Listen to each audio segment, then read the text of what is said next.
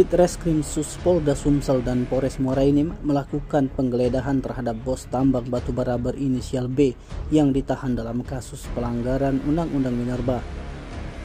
Penggeledahan berlokasi di Jalan Baru, Kelurahan Air Lintang, Kecamatan Muara Enim, Kabupaten Muara Enim. Menurut informasi yang didapat, penggeledahan itu berkaitan dengan tindak pidana pencucian uang yang dilakukan oleh bos batubara tersebut. Dalam penanganan TPPU ini, petugas mengamankan rumah mewah yang ditempati oleh tersangka berinisial B alias Bobby.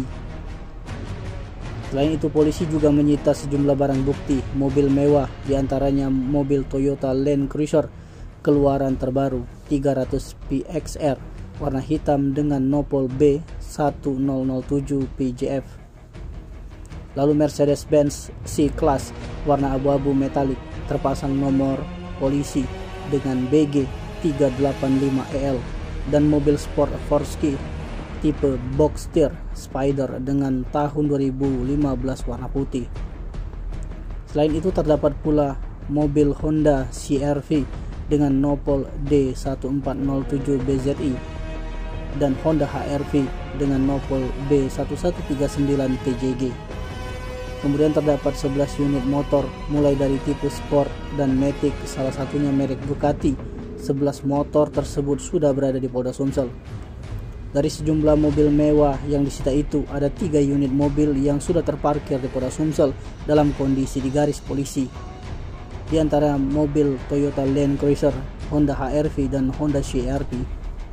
Kapolres Muara Enim AKBP Joni Eka Putra saat dikonfirmasi membenarkan rumah bos tambang ilegal tersebut kembali didatangi oleh anggota kepolisian. Untuk diketahui, B merupakan bos batubara yang ditangkap di Ditreskrim Suspolda Sumsel merupakan bagian dari operasi Satgas Pertambangan Ilegal atau PETI 2024 yang berlangsung pada pertengahan Agustus lalu. Dalam operasi itu, petugas mengamankan 3 ekskavator yang disembunyikan dalam hutan kawasan Tanah Putih, Desa Sleman, Kecamatan Tanjung Agung.